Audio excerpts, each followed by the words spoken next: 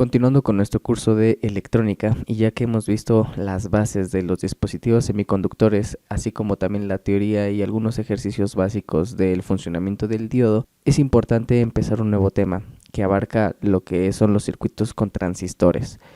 El transistor es un dispositivo muy frecuentemente utilizado en los dispositivos electrónicos que ocupamos todos hoy en día. Unos dispositivos tienen más transistores que otros, pero al final de cuentas nosotros como electrónicos es muy importante que entendamos el comportamiento, la física y cómo podemos implementar y analizar circuitos con transistores. Como siempre, dejo 3 referencias en los cuales podrán encontrar información acerca de este tipo de circuitos.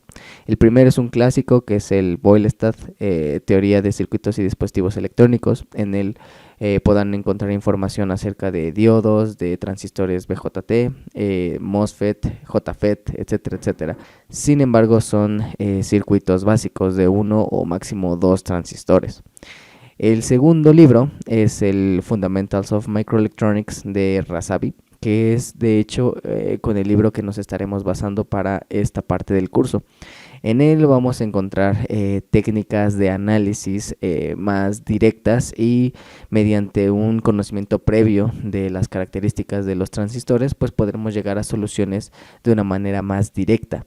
Finalmente, Microelectronic Circuits de Cedra and Smith es un libro más enfocado hacia los ejercicios numéricos, entendimiento de la física detrás del transistor, por lo que yo recomiendo ampliamente que una vez entendido los fundamentos mediante el libro de Razavi, pues se resuelvan ejercicios de Cedra and Smith. Entonces, tenemos dos tipos de transistores, el transistor bipolar y el transistor MOS. Cabe recalcar que en esta parte del curso nosotros empezaremos con el transistor MOS porque es el dispositivo o el transistor más utilizado hoy en día.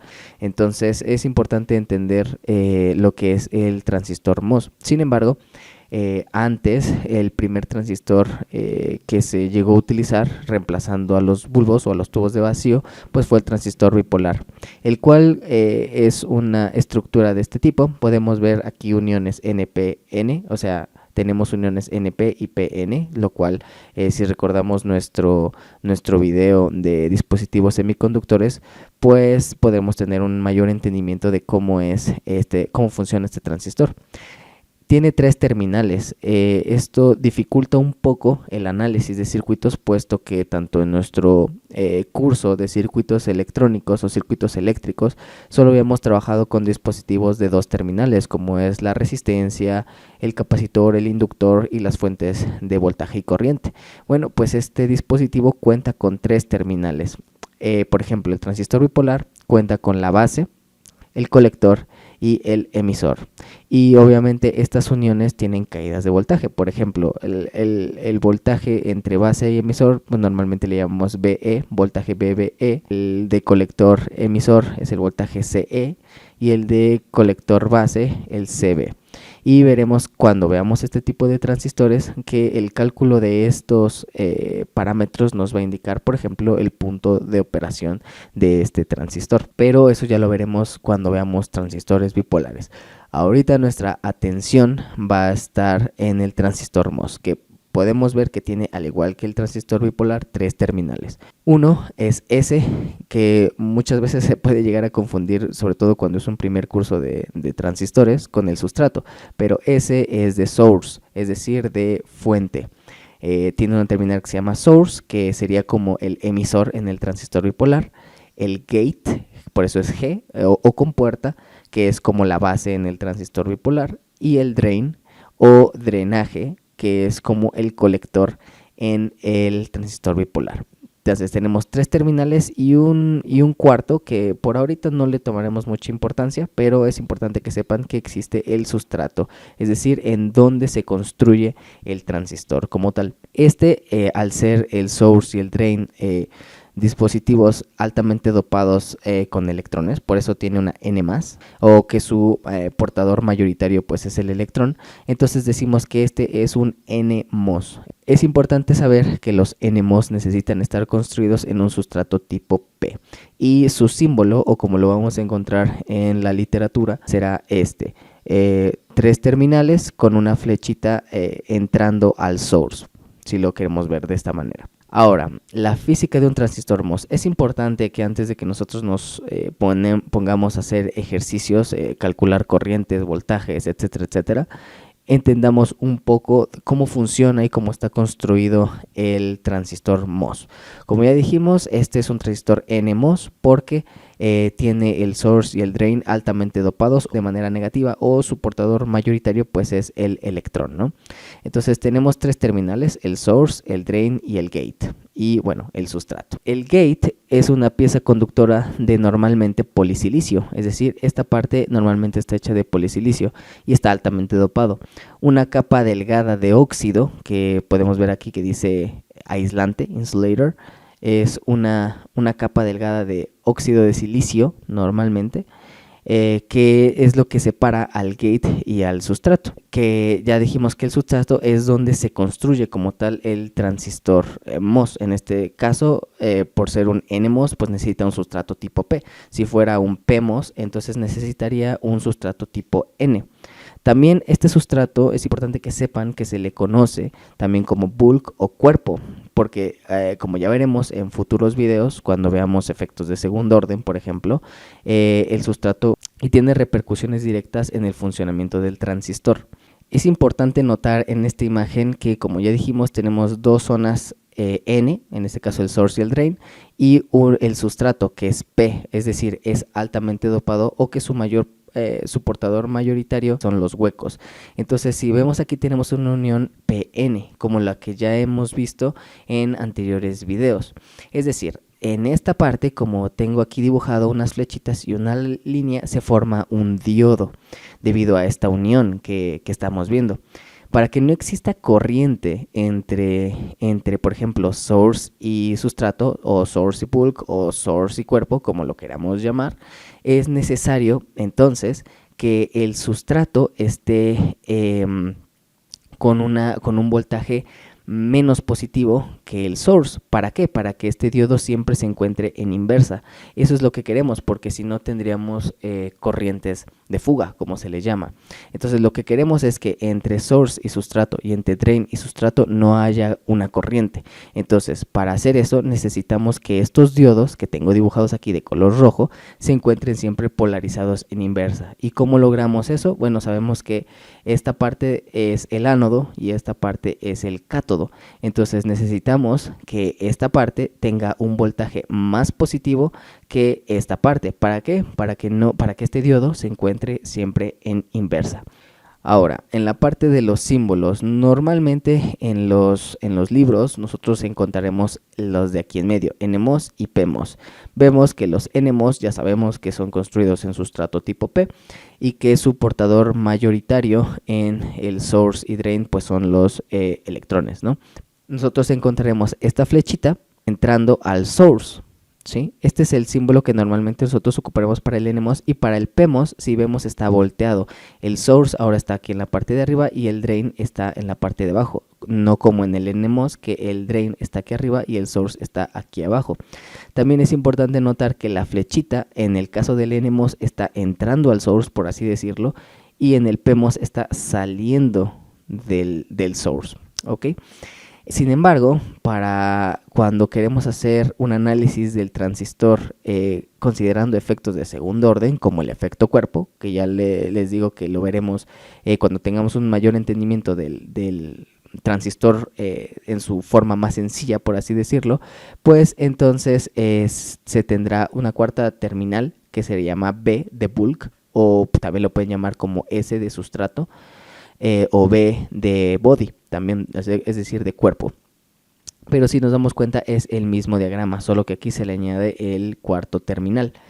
Para libros de electrónica digital normalmente se ocupa este símbolo, es decir, no tiene flechitas, pero para identificar entre el NMOS y el PMOS se le pone una bolita aquí en el gate. Entonces este símbolo que tiene una bolita en el gate será el PMOS, y el que no tenga nada, ni flechita ni bolita, será el NMOS.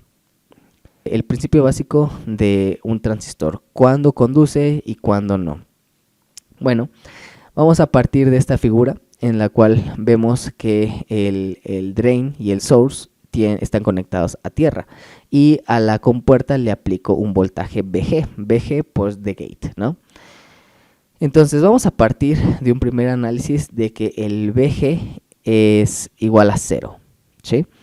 Conforme VG aumenta, las cargas positivas en el gate repelen los huecos del sustrato, ¿sí? Porque son cargas iguales, entonces cargas iguales se repelen, exponiendo iones negativos y creando una región de deplexión. En el video de dispositivos semiconductores se explicó que es una región de deplexión o una zona de carga espacial. Si no recuerdan, pues los invito a ver ese video donde se explica todos estos conceptos básicos. Entonces, partimos de que VG es 0 y empieza a aumentar, ¿no? Para este punto el transistor se encuentra apagado. ¿Por qué? Porque no existe un canal donde pueda fluir o donde pueda correr la corriente de source a drain, es decir, de esta parte a esta parte, ¿sí? Ya existe una región de deplexión, pero no existe un canal. Ahora, cuando VG se vuelve lo suficientemente positivo, atrae algunos electrones libres hacia la interfaz del óxido de silicio. Es decir, ya dijimos que esta parte es el óxido de silicio. Entonces, conforme VG se vuelve lo suficientemente más positivo, atrae algunos electrones libres a la interfaz de óxido de silicio. Es decir, los atrae acá, puesto que ya dijimos que aquí hay carga positiva, creando el canal y permitiendo el flujo de electrones.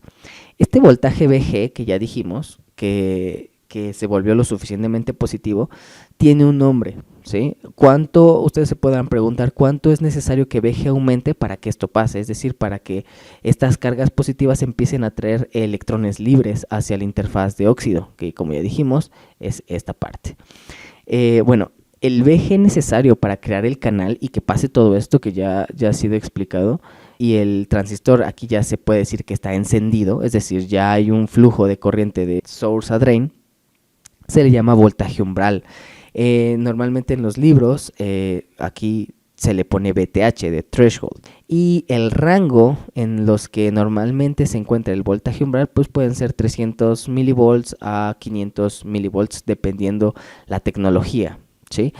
Cuando me refiero a la tecnología me refiero a qué dimensiones tiene estos transistores, la L mínima, la longitud de canal de estos transistores, pues pueden ser 180 nanómetros, 65 nanómetros, 28 nanómetros, 3 nanómetros, 4 nanómetros. Dependiendo de todo esto, este voltaje umbral va a variar. En un principio, para los ejercicios que vamos a resolver nosotros, estos voltajes umbrales son datos dados, es decir, el propio problema nos brinda esta información. Entonces, importante saber que para que el transistor se encuentre encendido, se requiere que se forme un canal. ¿Y cómo se forma este canal? Pues haciendo que un voltaje en la compuerta se vuelva lo suficientemente positivo para atraer electrones libres y de esta manera se forme el canal. Y este voltaje al cual VG tiene que llegar se le llama voltaje umbral o VTH. Es importante también conocer las curvas del MOS, ¿sí?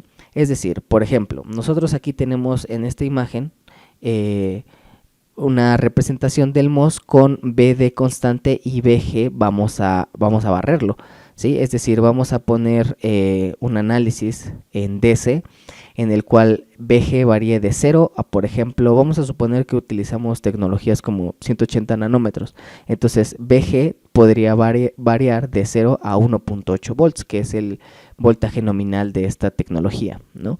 Entonces BD lo vamos a poner a un voltaje fijo, y entonces lo que va a pasar es que tenemos un diagrama como este, donde VG va a variar de 0 a 1.8 y BD es un voltaje fijo, podría ser por ejemplo 1.8 volts. Entonces la curva ID versus VG, que normalmente aquí lo vemos como VGS, porque sabemos que VGS es el voltaje de gate menos el voltaje de source, pero como el voltaje de source es 0, pues entonces aquí le ponen VG nada más, pero normalmente en las curvas nosotros vemos ID contra VGS. Veremos que la corriente es 0, que es lo que ya hemos visto, hasta que VG se vuelve igual al voltaje threshold. Cuando VG llega al voltaje threshold, entonces en el transistor se crea el canal y entonces se empieza a ver un flujo de corrientes de source a drain, ¿sí? Y entonces la corriente empieza a incrementar. Entonces esta es la curva ID contra VGS. Sin embargo, hay una curva que nos brinda información importante acerca del transistor, tanto N como P. En este caso, pues tenemos un N, como podemos ver, la flechita entra al source. Y bueno, aquí podemos ver en este diagrama que VGS o VG, esta fuente VG, que era la misma que teníamos acá, VG, solo que aquí sí la están llamando VGS, está fija, es decir, la podemos poner, por ejemplo, a BD de medios. Recordemos que estamos tomando en cuenta una tecnología, por ejemplo, de un voltaje nominal de 1.8. Entonces, este VGS podría ser, por ejemplo, 900 milivolts. Y nosotros aplicamos un barrido en el voltaje D, en el que antes teníamos fijo, en este. Ahora nosotros el barrido, en lugar de aplicarlo en VG, lo aplicamos en BD. Teniendo en cuenta esto, podemos hacer un barrido de BDS de igual de 0 a 1.8. Y lo que veríamos sería, pues, 3 regiones de operación, ¿no? La primera, pues, sería corte. Corte se le llama a la región donde no existe corriente de source a drain, es decir, ID es igual a 0. Y esto pasa cuando el VGS es menor al voltaje VTH, es decir, cuando estamos en esta parte. No hay corriente, nada nuevo hasta ahorita, simplemente el voltaje no es lo suficiente para que se cree el canal y entonces no hay corriente. No puede haber flujo de electrones de aquí para aquí si no hay un canal. Entonces ID es 0. Luego existe tríodo profundo. El tríodo profundo es cuando el MOS se comporta como una resistencia controlada por voltaje y la condición para que esto suceda es que el VDS sea mucho menor a 2 veces VGS menos VTH.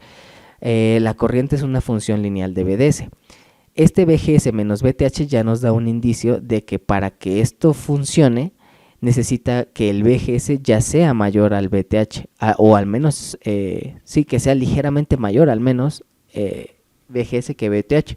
¿Para qué? Para que exista una corriente. Y de esta manera, en tríodo profundo, o también se le conoce como la zona lineal, el MOS se comporta como una resistencia. Y la corriente es una función lineal de VDS. La otra zona que muchas veces se considera la zona de tríodo profundo y tríodo como la misma zona, pero no lo es, pues es la zona de tríodo, ¿no? Que existe una corriente ID y es dependiente del valor de VDS. Y para que esto suceda, para que esté en tríodo, pues VGS debe de ser simplemente mayor a VTH. Pero aquí, aunque no lo escribí, está en la siguiente diapositiva, también es importante que el VDS sea menor al VGS menos VTH. Eso es importante para que esté en la región de tríodo. Y por último, en la zona en la que nosotros vamos a trabajar, sobre todo para amplificación y también para que el transistor se comporte como una fuente de corriente ideal, vamos a decirlo así, es la región de saturación.